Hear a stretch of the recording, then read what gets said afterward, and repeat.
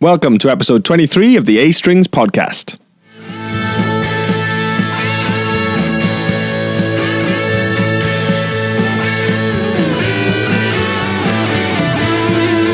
Roll call. Adam's here. Andrew's here. Tom here. Steve's here. There's a guest in the room. I'm really excited, actually, yeah. All right. So, it's Steve Marks from Blackstar. Welcome. Thank you very much. So, Steve's been...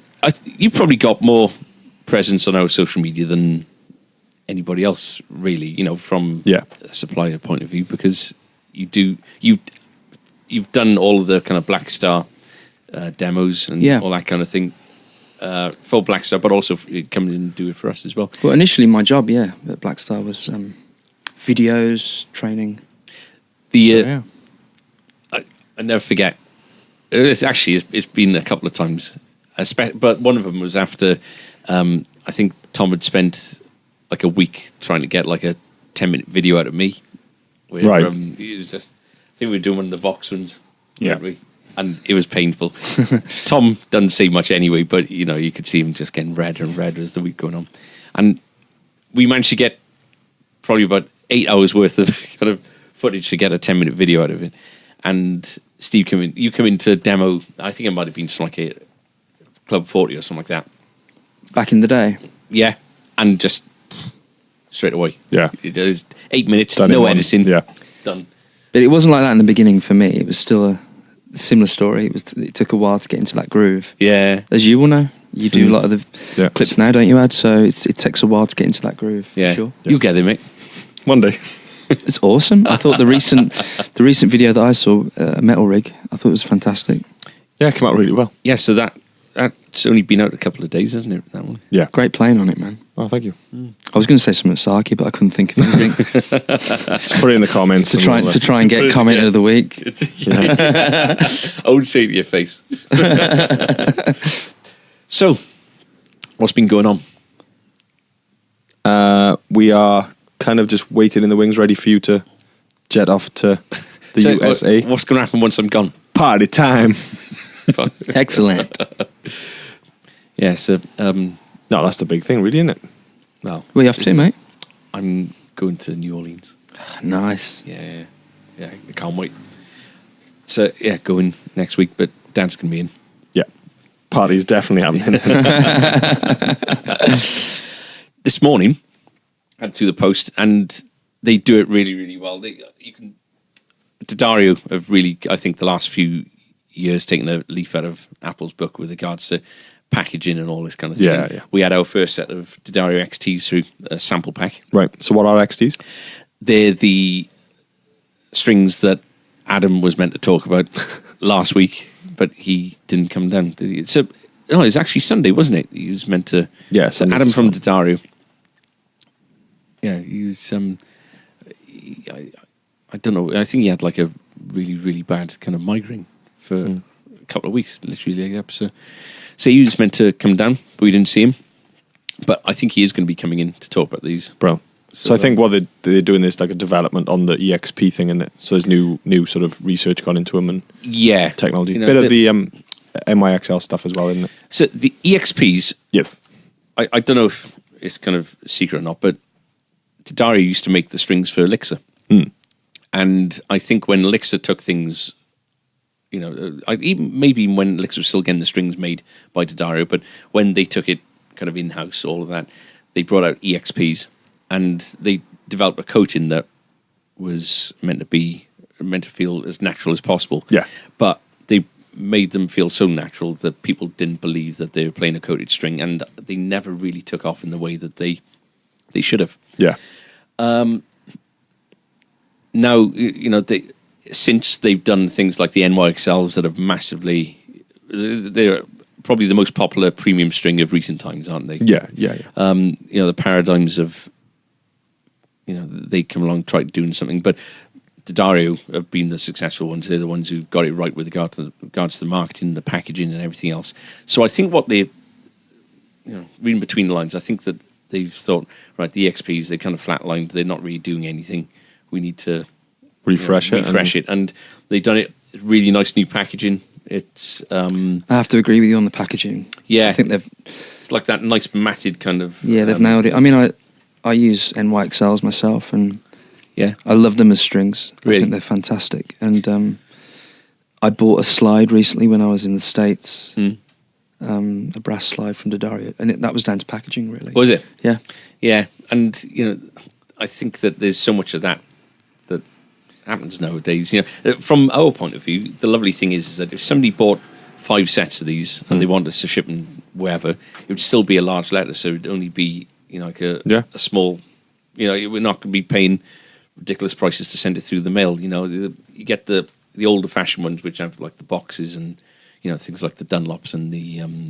Well, when the Paradigms first came out, in those massive boxes. Yeah, so they're saving on packaging as well. I think they still use the plastic kind of inserts, which maybe they'll get away from at some point.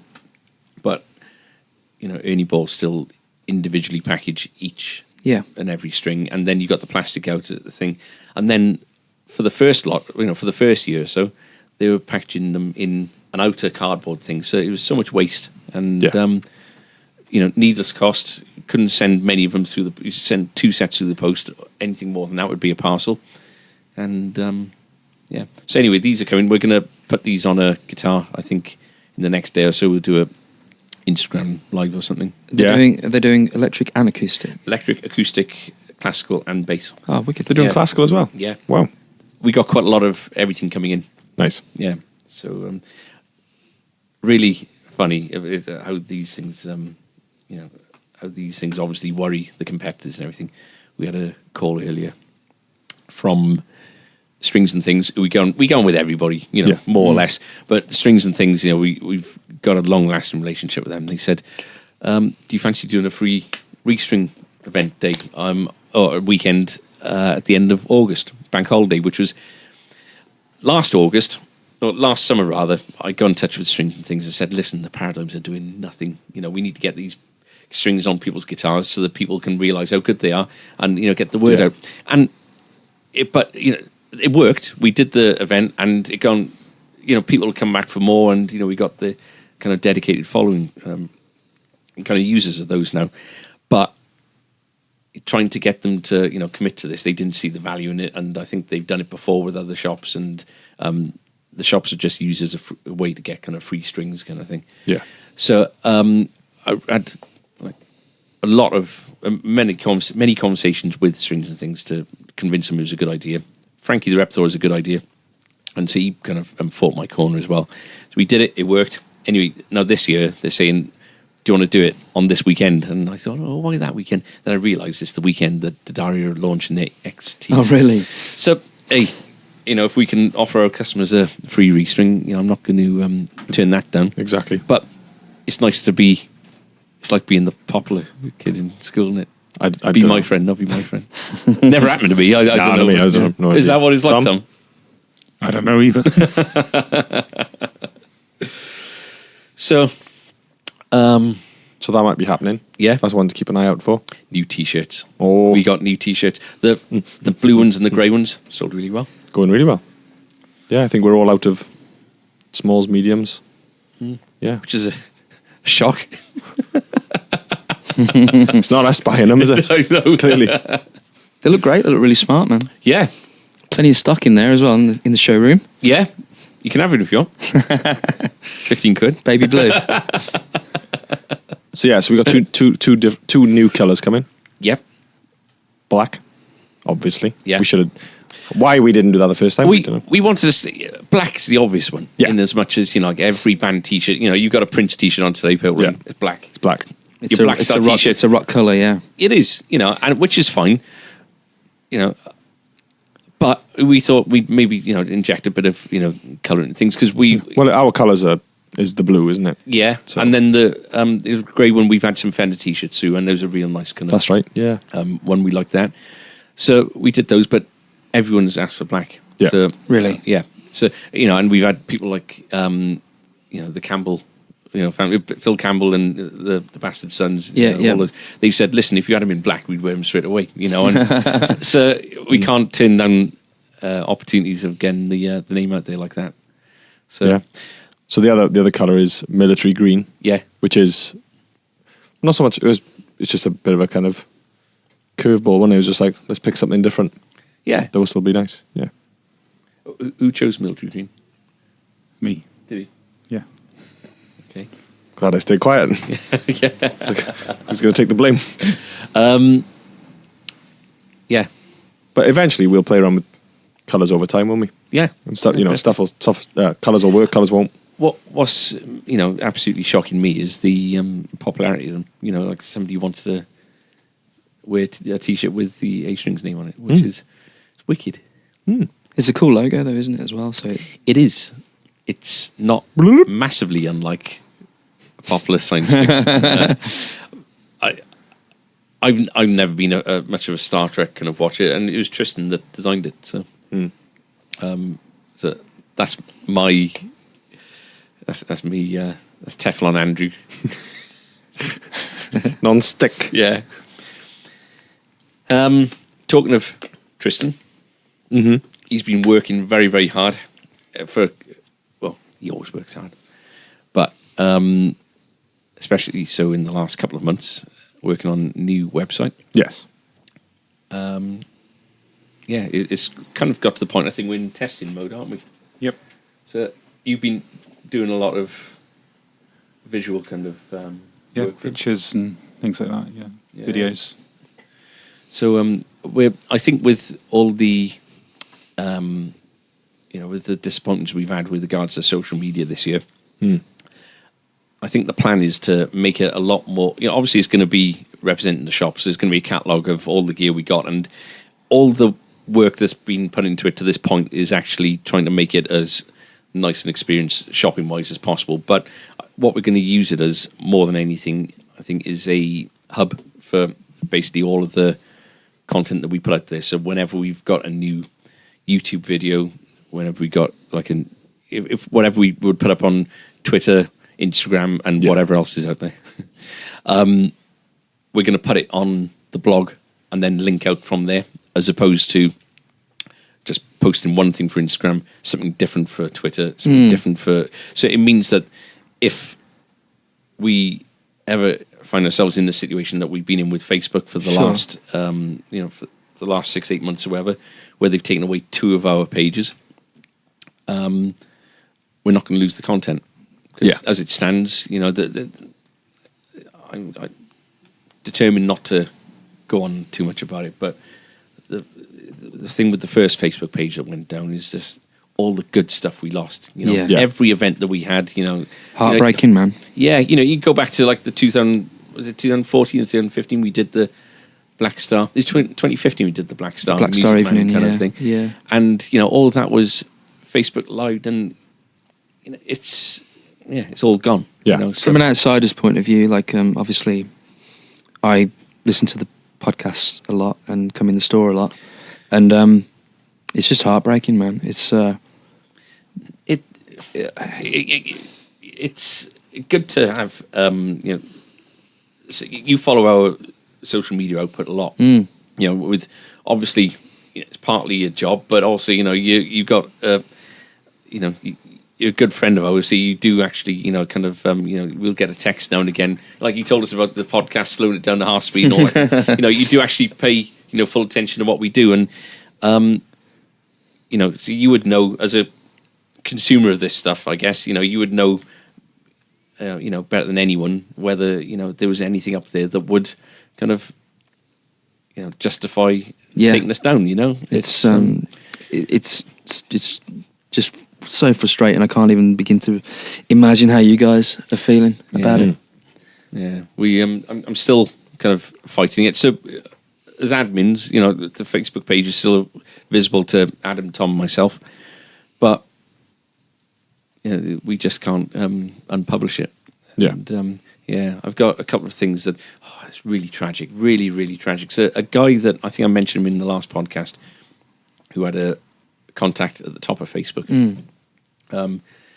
He was having difficulty with his mate trying to find out anything, and I think that line of inquiry had kind of almost run as far as it could have got anyway. But he went on holiday with his grandchildren about a week ago, and put up on. I texted him, I think, on the Wednesday or something, and not realising he was on holiday, and I apologised, and he got back. Oh, no problem, he was working anyway.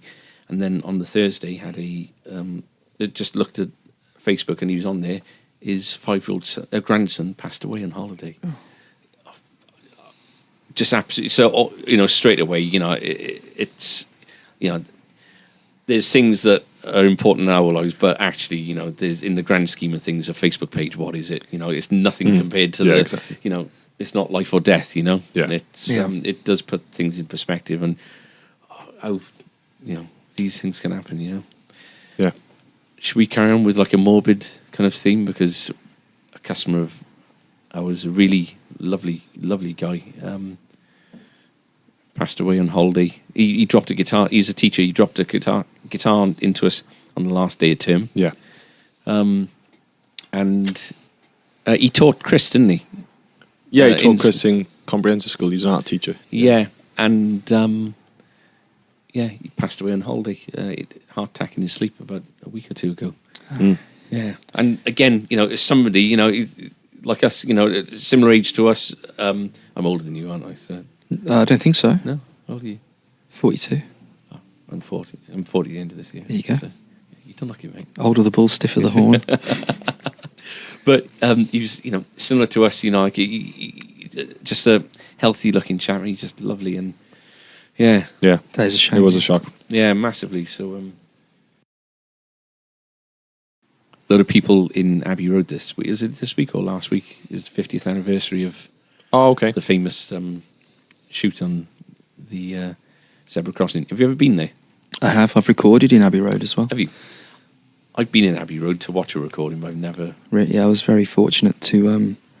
I did a gig in London once. I was playing guitar for a guy called Gary Knock, a solo artist. Right. Who had quite a bit of success, actually, with the theme tune to a Mars advertisement for the World Cup a few years ago.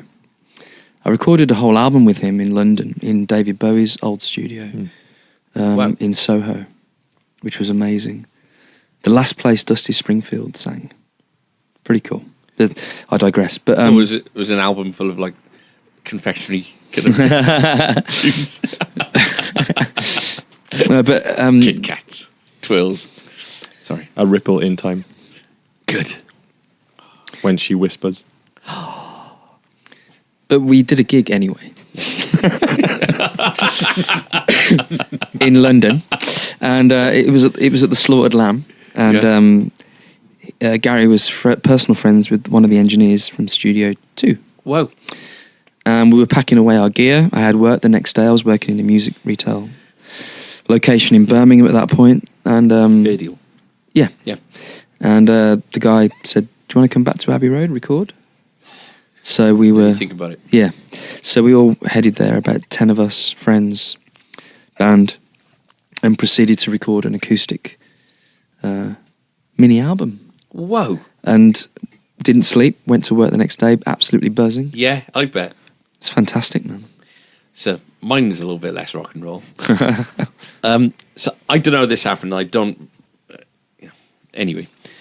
My mum accompanied her friend back in 1993 to a gig in the St David's Hall in Cardiff. And it was Treorchy Male Voice Choir.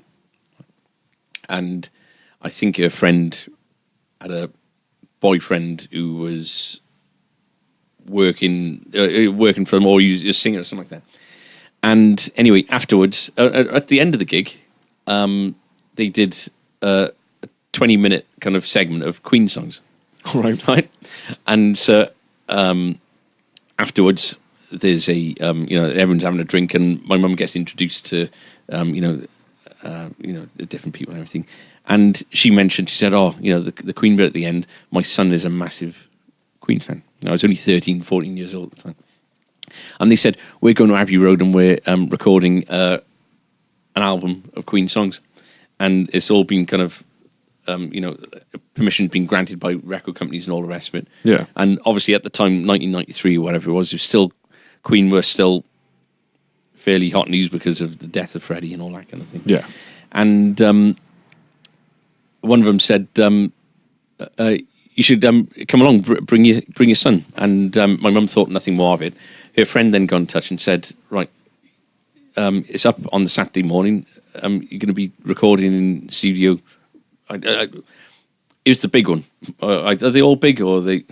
Studio 1 is the one where they film a lot, record a lot of the movie scores. Right. Studio 2 is the slightly smaller one. Right. But it's still big, with the staircase. It's the staircase, that's the one I was in. Yeah. And it's got George Harrison's Hammond. Yes. Yeah. Right. So it was the one with the staircase that I went into. And so basically we were sat in the room and the Treorchy Millboys Choir were recording Queen songs.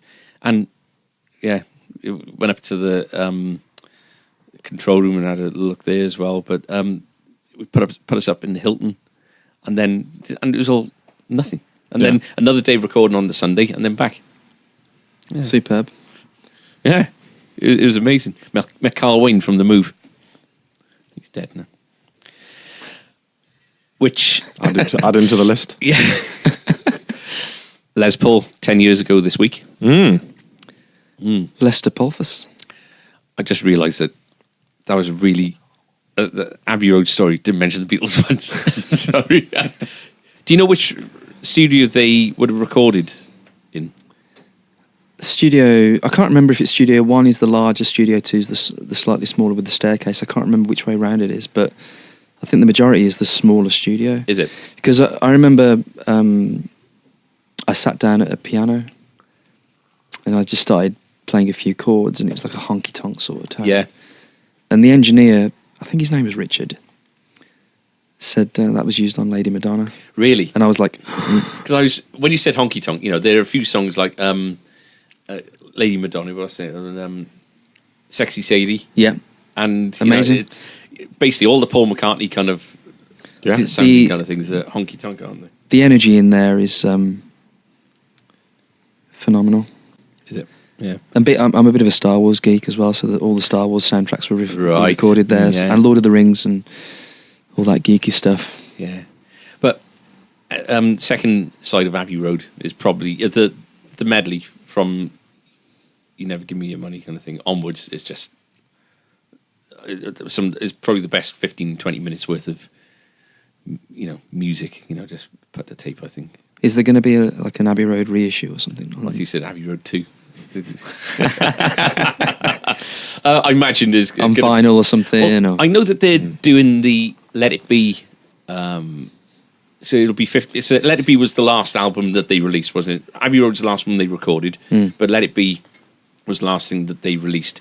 And there's a documentary that that went with that, and it was meant to get released in its kind of full form about 10 years ago. So, but it still brought up a lot of unpleasantness and a lot of arguments that never got resolved, kind of thing. And I think a lot of it's between like Yoko and Paul, right? From reading between lines, but George Harrison and Paul McCartney, they're on film bickering, and it just doesn't feel very nice, and especially the way that it's filmed. Have you seen any of it? No. Especially the way that it's filmed. It's quite dark, and because you know what happened, and you know that these people don't necessarily want to be in the same room with each other. The bits that I've seen, and there's quite a bit on YouTube, but the bits that I've seen, it doesn't give you a nice feeling, It's quite a, it's quite sad. But, yeah, I imagine they'll do something to cash in on 50 years. Have you seen the movie Yesterday? Not yet, no. I really enjoyed it. Yeah, I really enjoyed it, yeah. Yeah. It's a very, very cool idea. Yeah. But there's a bit in the movie that I'm a bit of a emotional guy, I think, but there's a bit in the movie that really got me. Really? At the end, a bit of a twist. Okay. And shad. Yeah. But a little bit of a twist at the end that was filmed beautifully and really well done. Yeah. Yeah. I wanted to go and see it, but there was I think I ended up going to watch Rocket Man instead. Yeah. I don't recommend that to anyone. There's a Springsteen one now, isn't it? Yeah. Yeah, that's right. So yeah, they're all jumping on the bandwagon, aren't they? Yeah, similar idea. Yeah. So we've done a lot with deaths and anniversaries, haven't we? With this episode so far. 10 years ago, Les Paul passed away. And the reason I wanted this kind of in the news segment is, it's been a very, it's been a turbulent 10 years since he's gone, hasn't it? Yeah. I don't think anybody would have, back in 2009, I think 2008 they had a big kind of jig, didn't they, with regards to, that's when they started bringing out the early standards, was it? Right. Or was it 2012? I remember the 2008 models were really, really nice. And then, 2012, I think, was the last kind of year that I was kind of interested. But when you look at, their trajectory from kind of when he passed away to now, it's, they're obviously on the ascent again, but they couldn't get much lower than bankruptcy last year. So, yeah, I was fortunate enough to, because I go to NAMM every year. I was fortunate. I got a few friends that work for Gibson, and they're generally a lot happier now. Are they? With the new CEO, I got to meet the new CEO. Right. Briefly. JC. Yeah, and also I got an invite to the Gibson party at NAMM. Nice. Which was pretty phenomenal. Was it? Mean, the spread of food itself was just unbelievable. Yeah. No expense spared. And they had Billy Gibbons playing and Peter Frampton. And that sounds amazing. And you could literally go to the bar at the back of the room, get a beer, get a small platter of luxurious food, and walk right to the front to watch Billy Gibbons. I mean, you couldn't do that in a club in the UK. No. It was a pretty special night, and he did a speech on stage, and very Steve Jobs sort of thing. Inspirational speech. The only thing I would have done differently there would have been to get a massive plate of luxury food. This was my second helping. Yeah. Oh, that's good. It's nobody wants them to do badly. They're amazing guitars, and they're actually the focus of something we're going to come up to a little bit later on. Yeah, aren't they? So, I see biscuits.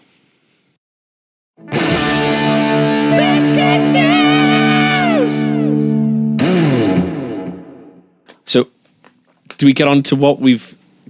Can we go on to what Steve has brought first, so we can get into them, and then we'll do the thank yous while we're right.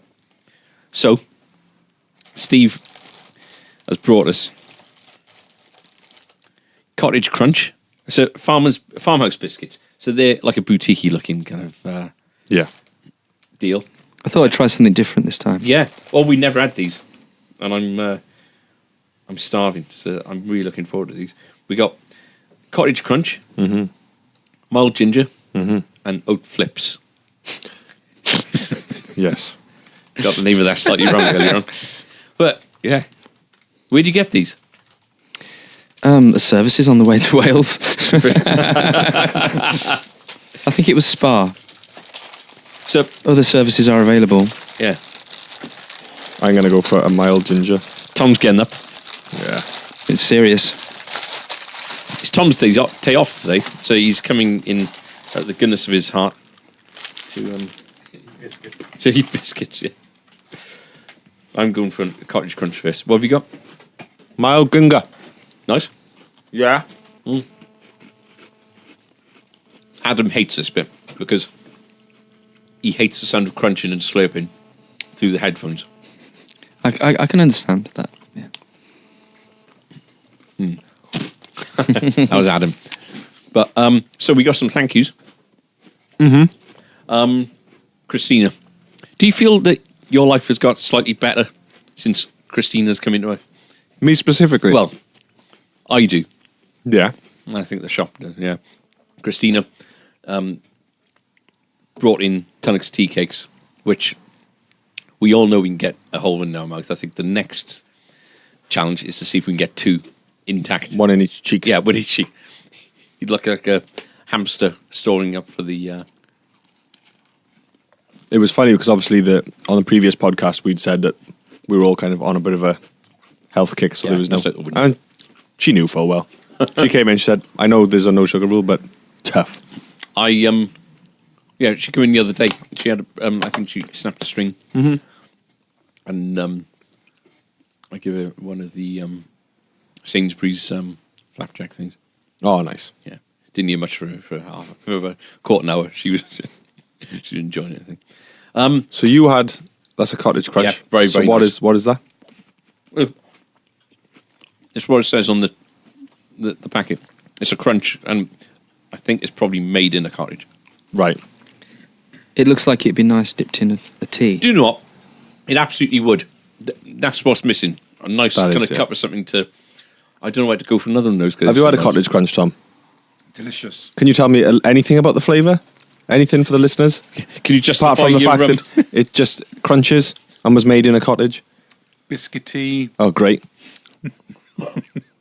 Steve isn't eating. I've got a locket currently. You what, sorry? You go. A locket. A locket. I thought that was like street talk for I can't eat. Like, I got to lock it down. Yeah, lock it down. Got to lock it down. So, suffering a little bit. Are you? Yeah, he's got his podcast voice ready. If I go down with a case of influenza before holidays, I think it's bypassed me now. It's gone. Yeah. So sorry. I don't want you to think. I want you to know. I can vouch. Mark from Gretsch brought in like a tea cake, like not tea cake, like I tell fairy you what's cake happening selection. is we're like 7 months into podcast, 8 months into podcast or so. January, so what's that? Yeah. And we're starting to get reps trying to outdo each other. And that's exactly what we wanted. Yeah. It's exactly what we wanted. Here and now, you're our favourite, Steve, obviously. Thank you. Because we finished the other ones last week. So Mark brought in a couple of things, I think, didn't he? He brought in like a selection of cakes. Yeah.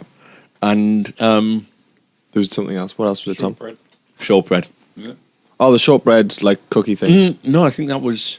No, we had two different ones, didn't we? We had like a triple chocolate shortbread thing. Yes, yeah. That was from Mark from JHS. Right, okay. Brilliant. So that was on Friday. And then Andy from Marshall. Steve's looking furious that we mentioned I love Marshall. Andy. He's a good guy, man. Yeah. Top dude. Yeah, he is lovely. So he brought in a couple of things from Sainsbury's. Yeah. Like finest thing. Oh, the one thing was amazing. Cookies, and they were really good that day. Do you remember? They were like the kind of chewy ones. Oh, right, the salted caramel kind of. And the other shortbread thing. That's right. And here we got Steve. When's it going to get to the point where it's like too much sugar? Too much sugar. Oh, we've hit that point. Yeah, we have hit that did. point. And you know we're Maybe we're fruit. kind of yo-yo dieting really to Yeah. yeah. So Maybe I'll try fruit next time. you'd try. See if you get a mention.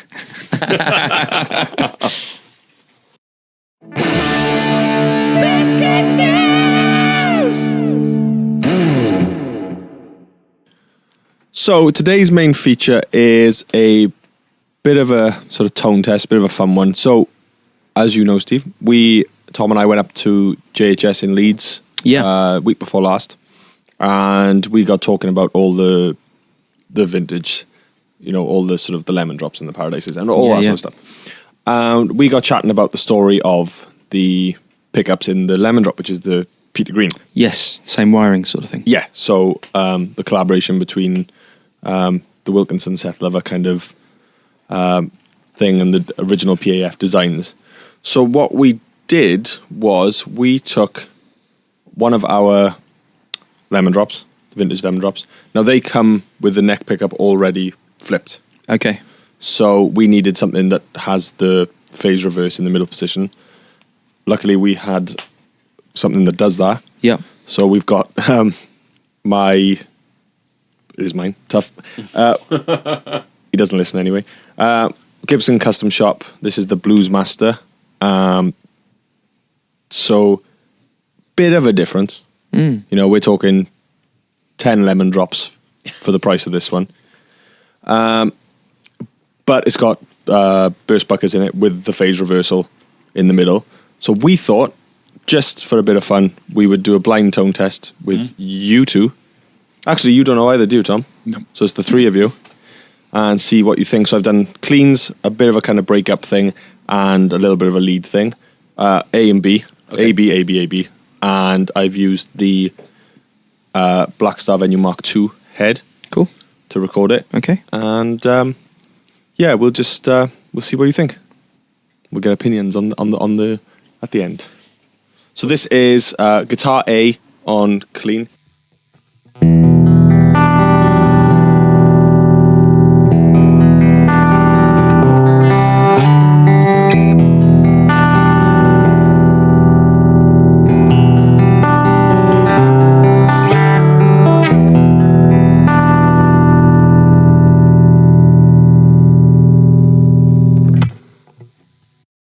And this is guitar B.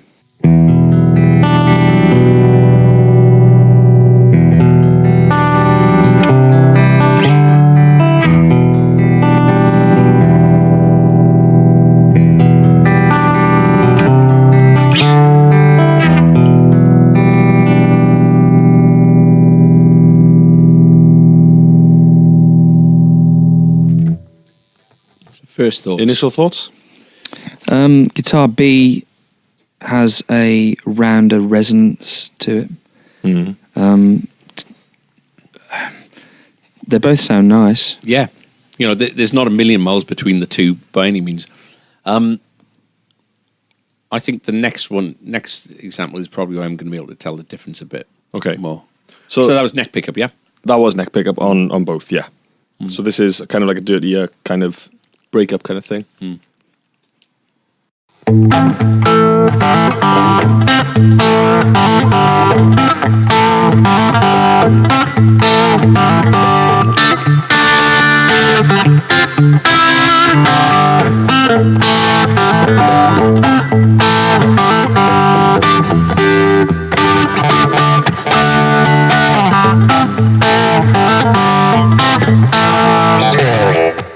So that was A, and now B.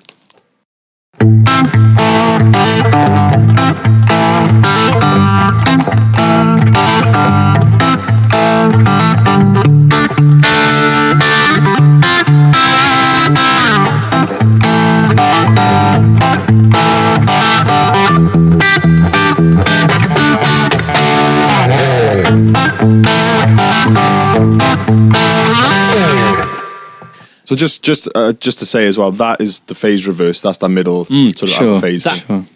My thoughts of what was what just switched around. Oh, okay. But there's a little bit of a level difference in the two. You know, One of the guitars has one of the guitars is hotter, and I did adjust it, but it is still audibly and a little bit hotter, yeah. That might influence my kind of okay. decision. We're not saying which one's best. We're trying to just say which one's which, aren't we? Yes.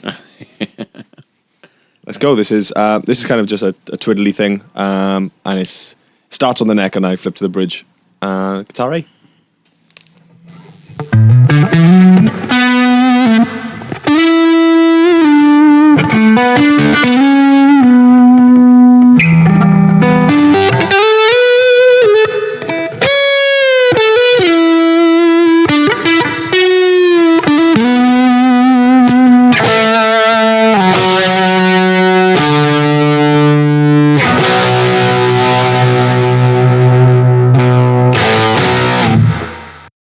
We'll go straight into guitar B.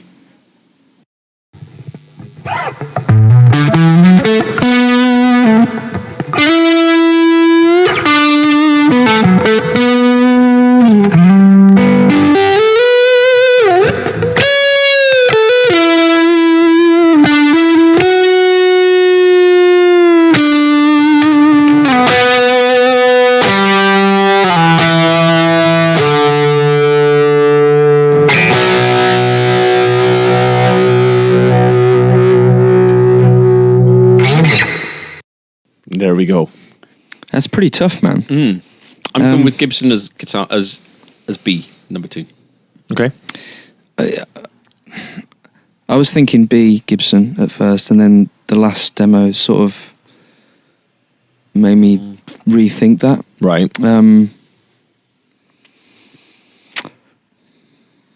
I'll go with Andrew, yeah.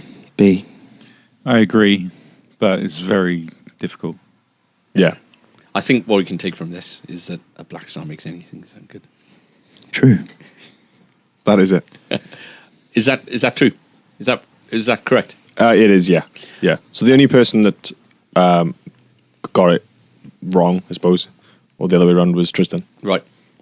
One of the big things that kind of, for me, that kind of give it away, like I say, was I imagine the Gibson to be a lower output because it's going to be period accurate kind of Oh, okay. pickups.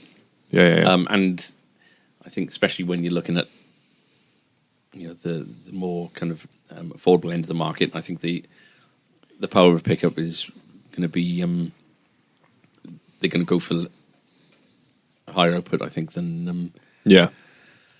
I think the obvious thing is, especially the Gibson in comparison even to other Gibsons that I've played, it's very kind of fluty. It's got this like really kind of honk, like mid-rangey kind Absolutely. of quite dark. Yeah. Which you can hear more in the second and third.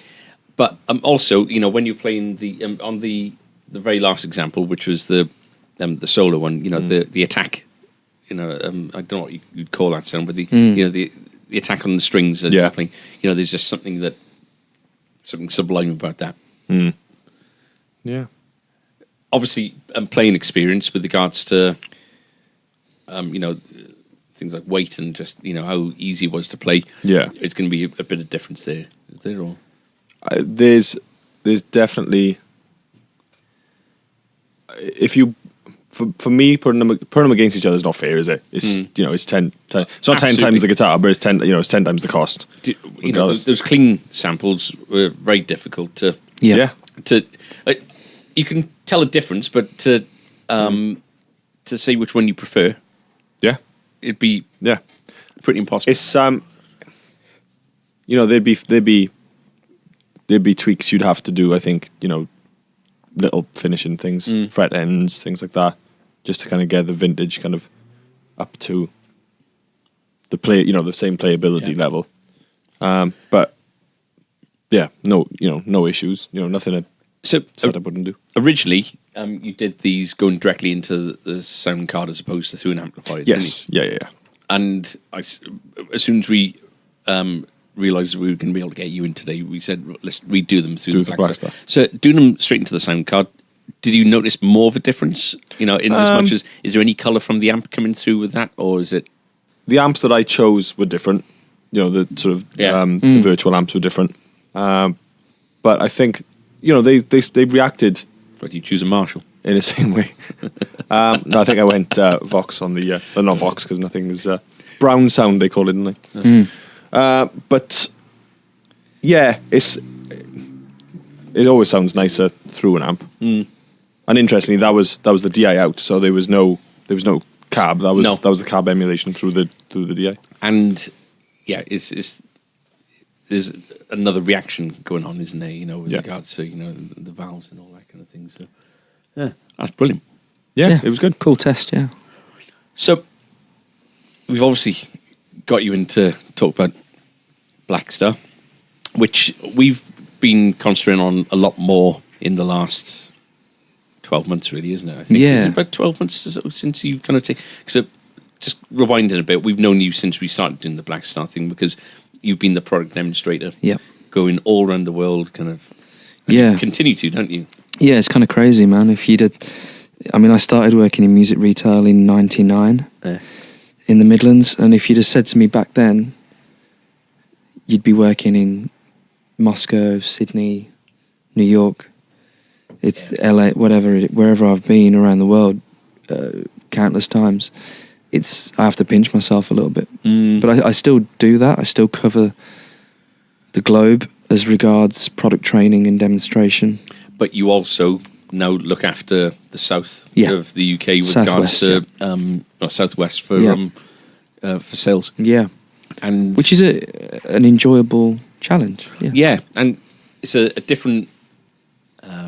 You walk into a shop with a different kind of. I guess agenda. Because up until up until last year, it was going in, and it's. I think that's probably why it's such a good idea to have you, as a sales guy, because up until that point, whenever you come in, it wasn't a case of knowing that we're going to be kind of, ram product down our throats kind of thing. It was, coming in to see what we needed on a support kind of point of view, and you haven't kind of let go of that either. So it's never. I still love to do the occasional videos when I'm here as well. Yeah, absolutely. So, so when you kind of started helping us with regards to the sales side of things, that's when we kind of got quite deep into the valve gear, and I think that the timing was great because it was run about the same time as the Mark II kind of launches of things like the HD5s, the 20, 40, 50, and 60. About a year and a half ago. So yeah, I'd say so. Yeah, and we can quite confidently buy in valve amps, which can't be said for every manufacturer by any means, but we can quite confidently buy your stuff in knowing that it's not going to hang around very long. Yeah, there's a customer somewhere. Yeah. Well, HD40s, which is starting to get to the larger side of amplifiers. For everyone who says the backline is dead, I don't think we've been able to hold one in stock for more than 3 or 4 weeks, have we? No. And then you go, you talk about, more sort of, recording amps, the 6L6 Studio 10. We just can't. Studio 10s. They're fantastic. Yeah. The 20 seems to be. Was it the 20? It was the don't get the Blues Junior. That's right. Yeah. So, pretty controversial. It is, but it doesn't harm to kind of shake things up a little bit. I think when Blackstar first began and the guys collectively left Marshall, the marketing was very aggressive, and there's been some comments that's a bit lacking over the past few years. And they were all in a punk band together. Yeah. So they're going back to their roots a little bit and just shouting about what they believe in, Absolutely. And, it's not a silver sky kind of scenario, is it? No. You're not saying that, this is a Blues Junior, but it's made by Blackstar. It's something it's actually a nod to how great the Blues Junior is. Yeah. And how successful it is. But give this a try. Yeah. Basically. Absolutely, yeah. So I see that the valve stuff is really strong for us. The ID cores have always been, hands down the best value for money amp under 150 quid. Yep. That we've ever done. All day long. And they were £99 forever kind of thing for the ID Core 10, and only recently, after 6 years or whatever, 5 years of it being released, it's kind of crept up a bit, 20 quid or so. But when you look at what a Stratocaster was, 5 years ago compared to now, it's only marginally gone up, but it's still by far the best value for money modelling amp that we do. So they've always gone well. But there's the bass amps, Unities, can't keep them in. There's it's one of those brands that it's nice to be that confident with a brand, isn't it? Knowing that you can get things in. Yeah. And it's not going to be the Jared James, obviously. 2 Jared James Nichols. That's amps. phenomenal. I mean, in the UK, you guys have sold the most. Really? Yeah. Apart from yourselves, of course. but it comes back to talking what you were mentioning earlier, Andrew, is that like you've started doing the valve amps over the past year or so, and I always felt when I came in this store, and this isn't blowing smoke up the rear, but I visit thousands of stores, and A-Strings is right up there for me. There's a vibe when you walk in, the reception you get, the guys in store, the way the store looks, it's just superb. Keep going.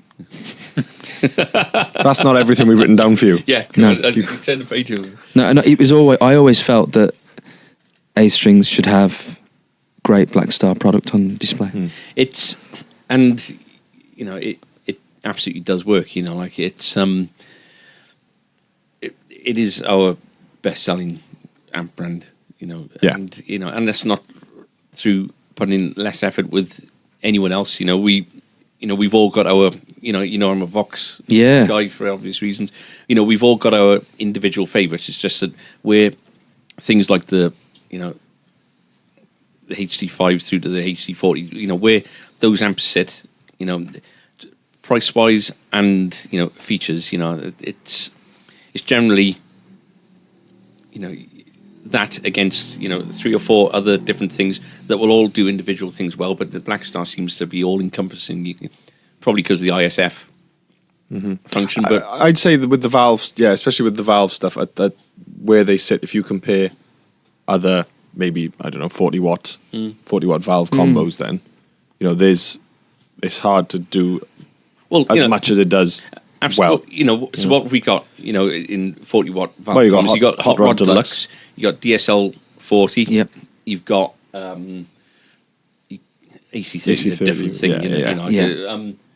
But Hughes and Kettner, for us, and then stuff that we don't do. There's quite a lot out there, but I think with excluding Blackstar from that list, all of those different things that we mentioned has kind of covers a genre, or at least a genre, very well. You know, the Blackstar is always, no matter which of those amps you're going to talk about, the Blackstar is always an alternative kind of contender, and I think that is why.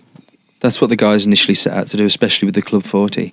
The biggest selling 40 watt combo in the world, the Hot Rod Deluxe, and the DSL 40 as well. Which both you'd say completely opposite.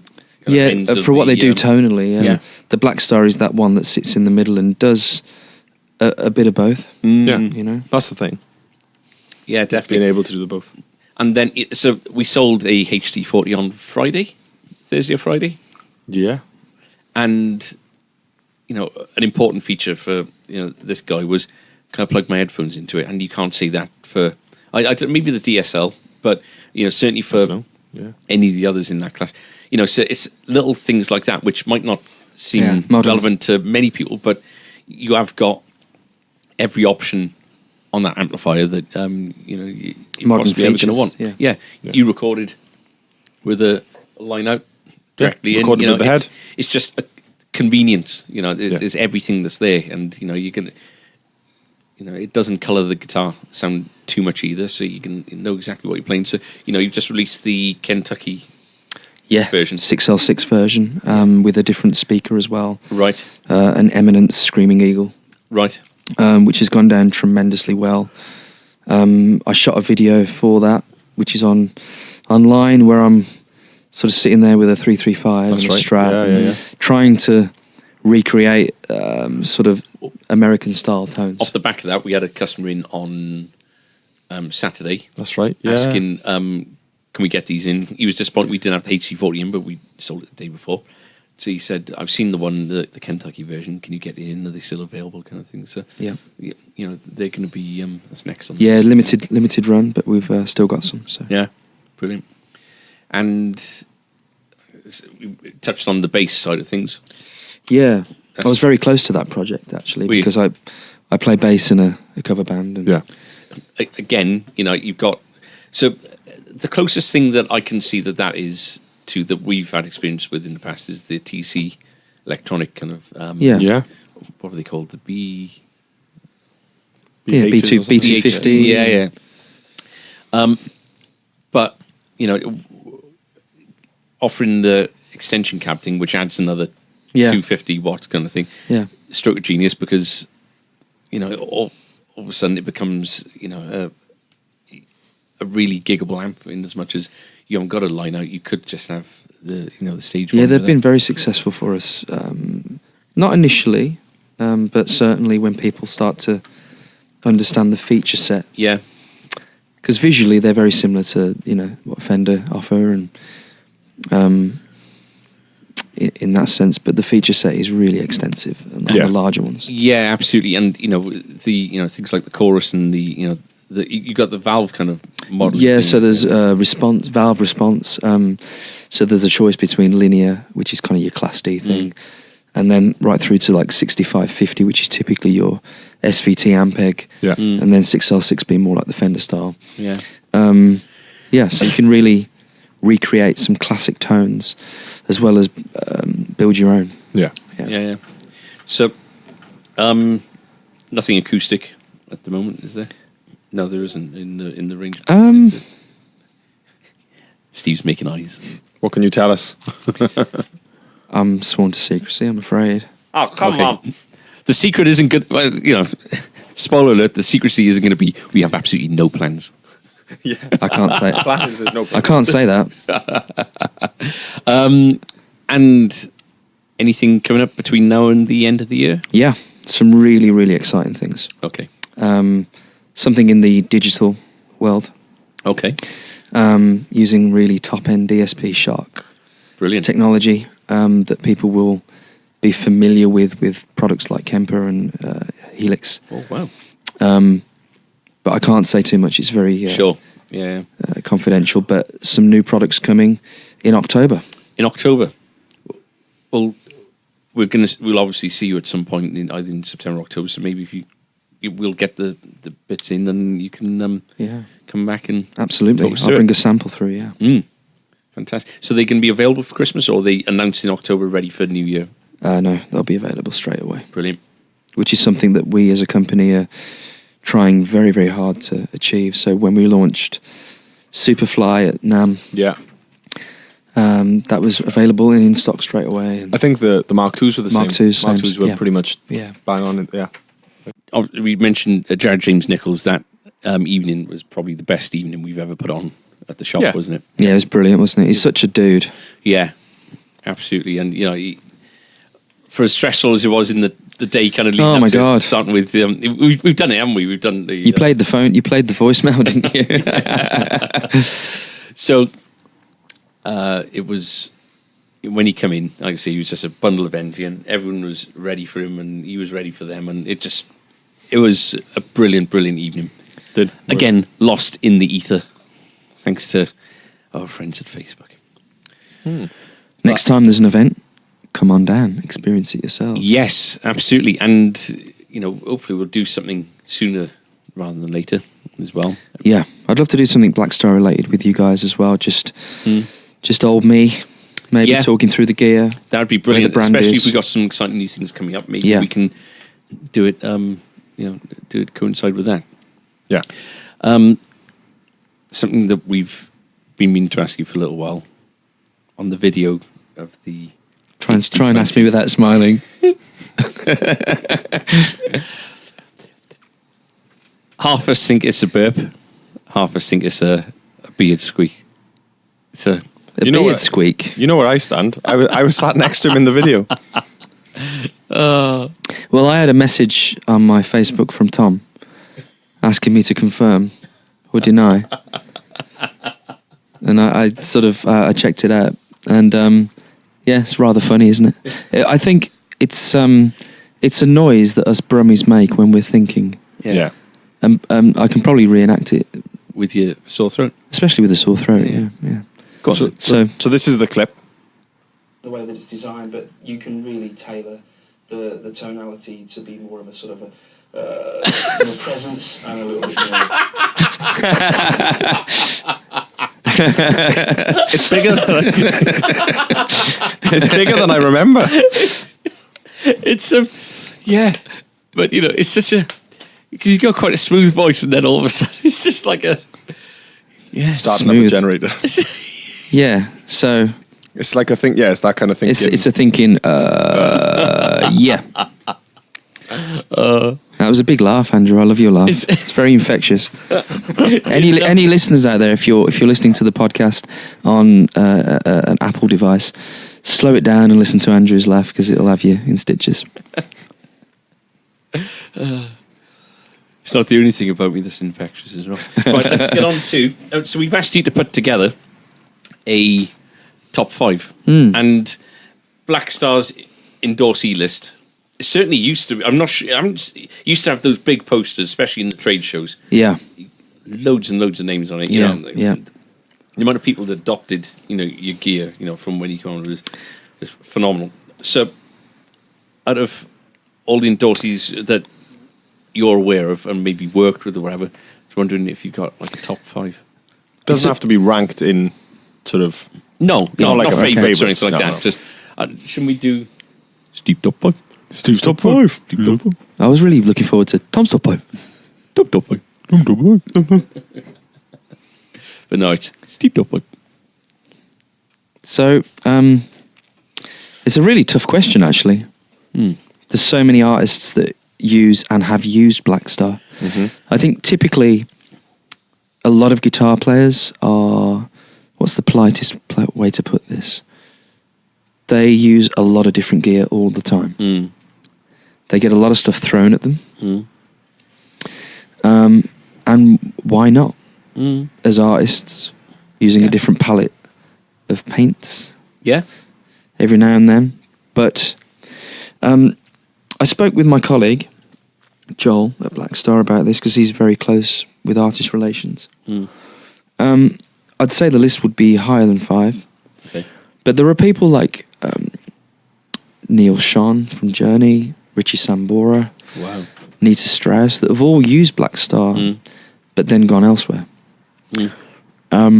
That you could mention. But also people like Steve Craddock, who's been with Blackstar since day one, and he's prolific with Weller, Ocean Colour Scene. They're actually playing in Pontypridd this weekend. Yes, Yeah. 17th, isn't it? Yeah. Yeah. Amazing guitar player when you really watch what he's doing. Yeah. Gus G is really up there, obviously, when Gus got the job with Ozzy Osbourne. So it's quite difficult to pin down. So maybe we should turn it around to be who your least favourite 5. Well, I mean, we've missed Jared out there on the top endorsees as well. He's, I have to say, in a world of less and less guitar heroes. When I was growing up, I'm sure it's the same for you guys. The guitar heroes were prolific. Yeah. And I know I've listened to the podcast where you've talked about like Matt Bellamy being real, the sort of the last innovator almost. But, you know, in the 90s when we were getting into guitar music, you know, just in the UK, you had Steve Craddock come along and Graham Coxon and, you know, lots of just original kind of people who were taking the guitar onwards, you know, and, you know, leaving the 80s guys behind the 70s, you know, moving it, you know, into different directions, you know, and it's... I think certainly for me, Jared's right up there. I mean, his playing is phenomenal for a guy with no pick. You know, it's not anything dramatically new, but certainly the way he handles the guitar, his personality. He's such an evangelist for Blackstar as well. He's just done 200 clinics for us in Europe. Yeah, I've just and he's still smiling. Yeah, and he's going back out on tour with John 5. I saw really in America. Yeah, straight back out. So that's right. When we saw him, he said that he's been on the road since the NAMM show, I think. Yeah, and he wasn't home until August. Yeah, so that's now. Yeah, he was the star of the NAMM show last year. Was he? Yeah. With his release with Gibson and Epiphone, and then his Blackstar signature amp, he was the toast of the town, man. Wow. Well, I noticed on his Instagram that, you know, he had an issue with his guitar after leaving us, didn't he? With the Guards to Airlines, straight from leaving us. But hasn't it completely gone now? Hasn't it been lost or something? No, yeah, he had it back, didn't he? And then I think there was a couple of literally in the last week or so. I think there was other ones, wasn't there? Yeah. So, his prototype has gone.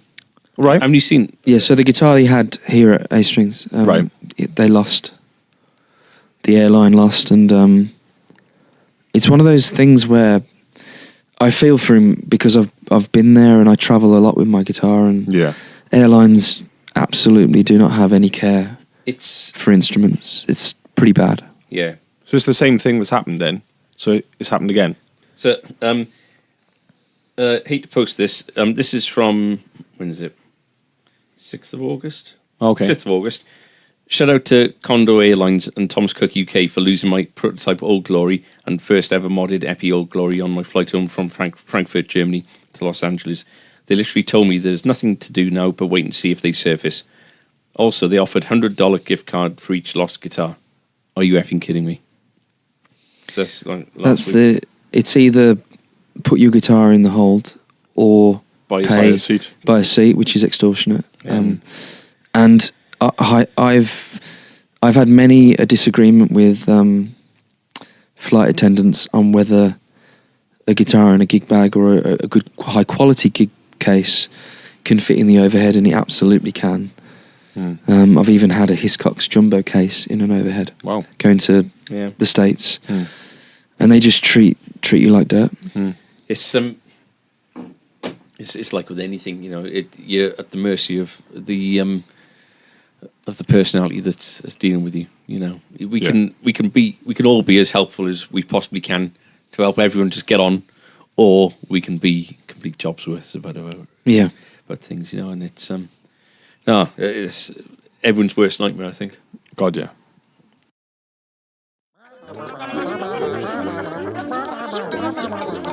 Social media comment of the week.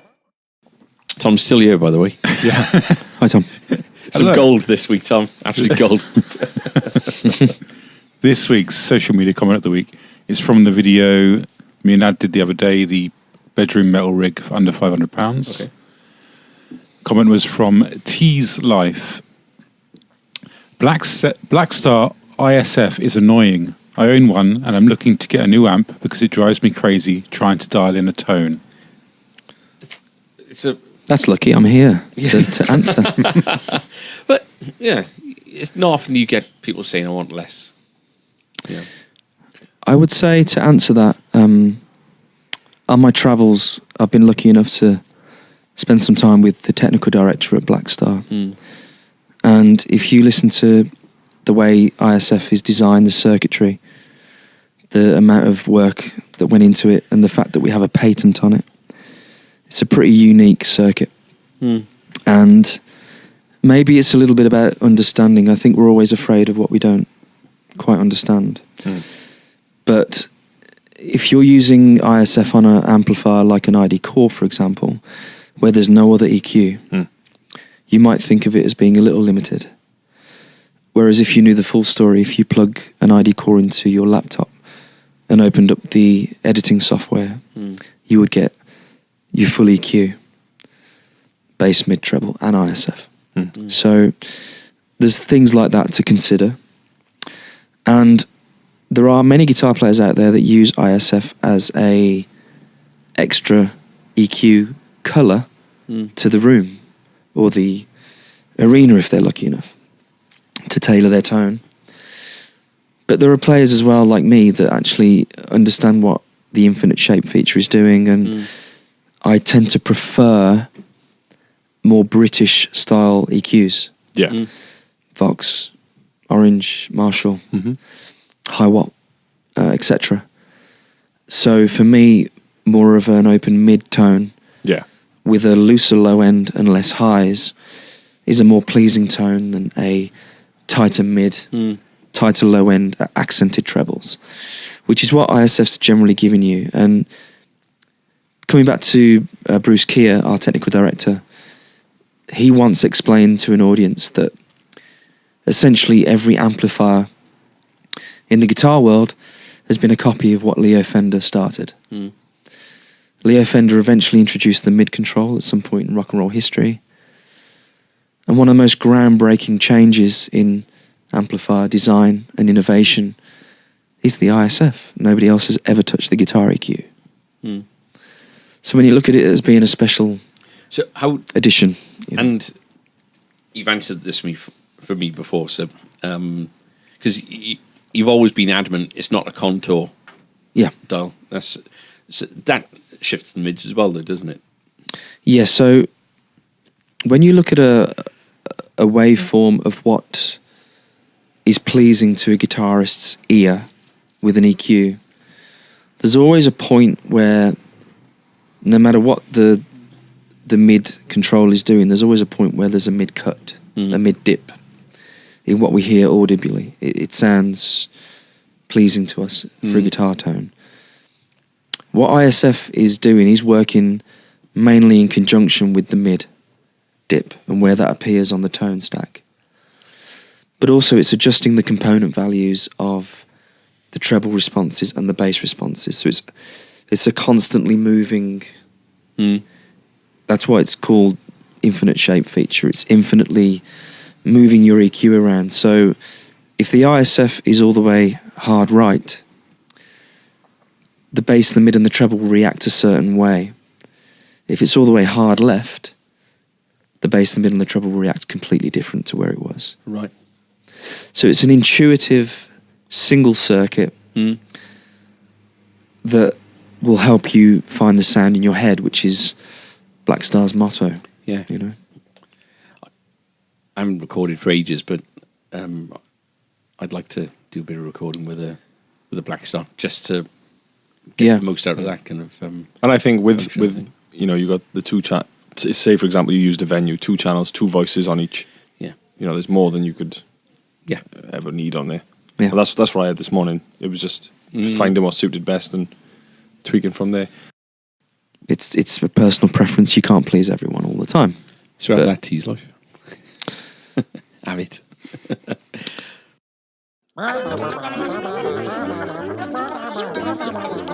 Social media comment of the week. Brilliant. So, thank you very much, sir. It's a pleasure. Joining us. I'm a fan. You'll be, as with all our guests, you'll be immortalised as a cartoon. Awesome. Can I get it on a T-shirt? T-shirt's £15. Thank you very much, Steve. We'll hope to see you again very soon on videos and podcasts. Awesome. So that's about it for this week, is it? Yeah. So what are we doing next week? Next week. You're away then. Yeah, I'm going to try and dial in. Yeah, see what happens. Remotely. Yeah. So yeah, in the next episode, we're going to try and speak to Andrew from across the Atlantic. It's only going to go one way, I think, which is well. It's going to be rubbish. But yes, a bit of see fun. if you can find some interesting biscuit to show us. Good. Yes, I will. Yeah. Which we'll only see and everyone else can hear about. Yeah. And you can tell us about And Queen. I can chomp on. Yes. Yeah. Over the. It'll be the airways. the world record for the longest chomp. But and you can tell us about Queen. So, you know how to get in touch with us. Email, Yeah. Twitter, Yeah. Instagram, Yeah. YouTube. Yeah. What else can they do? They could call. What's the number? 1-443 443 210 1-443 403 210. Thank you very much for listening. I've been Andrew. I've been Adam. I've been Tom. I've been Steve. Speak to you soon. Bye. Bye. Oh, did I sound for call? We'll see you tomorrow. Love you. Yeah, bye.